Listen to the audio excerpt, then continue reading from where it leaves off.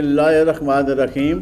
अस्सलाम वालेकुम मुअज़्ज़ज़ नाज़रीन, आप देख रहे हैं SRN पिंडी न्यूज़ चैनल और मैं हूं आपका मेज़बान शौकत मलिक। और आइए चलते हैं आज के न्यूज़ बुलेटिन की तरफ। पाकिस्तान मुस्लिम लीग नून के रहनुमा और उम्मीदवार बराए हल्का N60 सजाद खान ने कहा है कि खेलें इंसानी ज़िंदगी में अहमियत रखती हैं और खेलें ही इंसान को सेहतमंद रखने में मामून साबित होती हैं। बदकिस्मती से हमारे किसी भी हुक्मरान ने खेलों के फ़रोग़ के लिए कोई इक़दाम नहीं उठाए। अलबत्ता मुस्लिम लीग नून की साबिक़ हुकूमत में मियाँ शहबाज शरीफ ने रावलपिंडी के नौजवानों को इंडोर गेमों के लिए शहबाज शरीफ स्पोर्ट्स कम्प्लेक्स तामीर करवा के दिया है, जहाँ हज़ारों नौजवान इस्तिफ़ादा कर रहे हैं।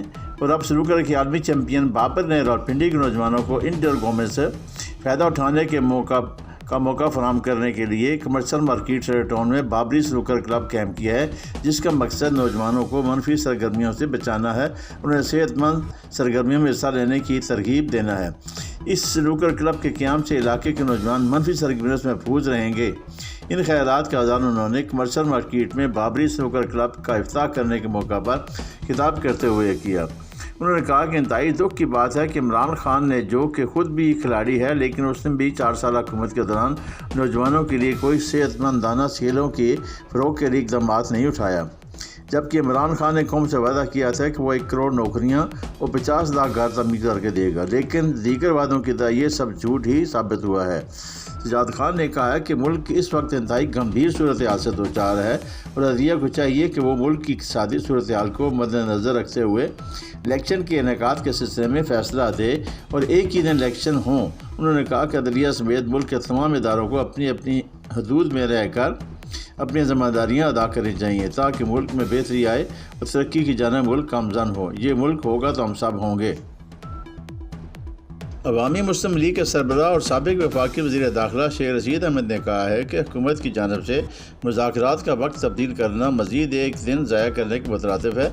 जब नीयत ही ख़राब हो तो बदनीयती के फैसले किए जाते हैं। और भाई, जब वज़ीर-ए-आज़म हो तो फिर नवाज शरीफ को पाकिस्तान से कौन रोक रहा है? नामी बुनियादों पर महकमा मतरूका वफ़्क़ इमलाक ने 4 मई को लाहौर में लाल बेरी का केस लगाया है। पहले ही कह चुका हूँ कि मई का महीना अहम है, 10 मई तक पता चल जाएगा कि आर होगा या पार होगा। इन ख्यालात का इज़हार उन्होंने गुज़श्ता रोज़ अपने ट्विटर पैगाम में किया है। शेख रशीद अहमद ने मज़ीद कहा कि हसास इदारों का अब एहसास है कि अब सियासत का नहीं, रियासत का मसला पैदा हो गया है।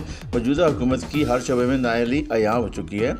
शायद हक़ान अब्बासी के आटे में 20 अरब रुपये के गबन के इल्ज़ाम का वज़ीर-ए-आज़म तहक़ीक़ात का हुक्म दें और IMF से झंडी है, दोस्त मालिक हाथ नहीं पकड़ा रहे, फ़ैसला होना चाहिए। उन्होंने कहा कि बक्सरबंद गाड़ियाँ किसके हुक्म पर घरों के दरवाजे तोड़ती हैं। उन्होंने कहा कि PDM टूट फूट का शिकार हो चुकी है। हुकूमत मुनज़्ज़म साजिश के तहत अदलिया को निशाना बना रही है, लेकिन अदलिया ही जीतेगी और कानून जीतेगा।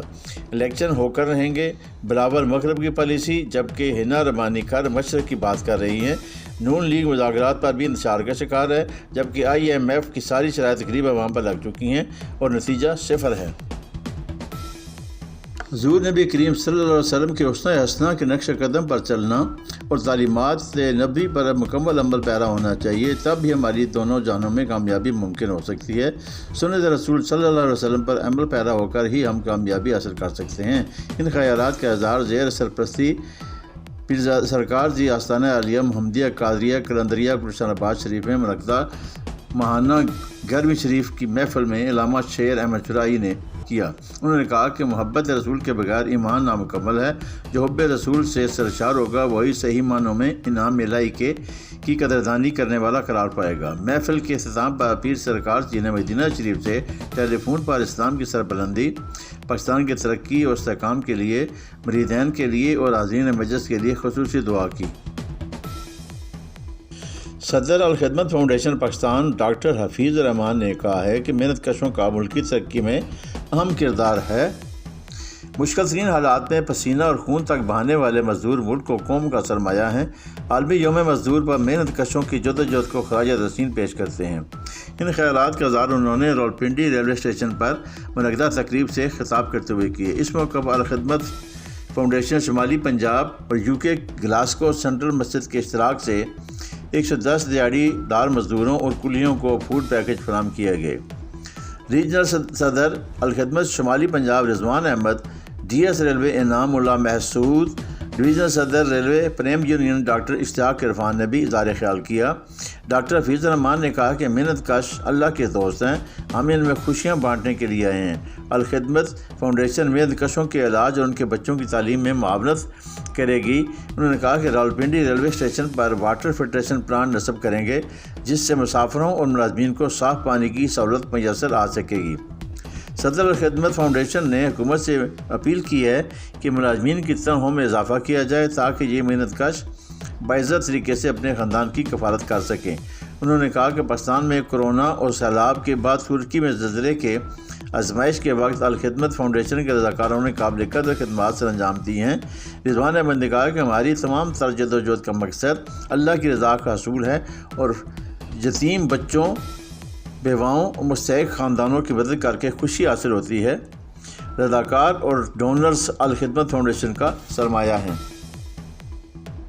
Board of intermediate and secondary education Rawalpindi کے زیر اہتمام جاری امتحان سالانہ 2023 کے سلسلے میں چیئرمین تعلیمی بورڈ راولپنڈی محمد عدنان خان نے مختلف امتحانی مراکز کے دورے کیے۔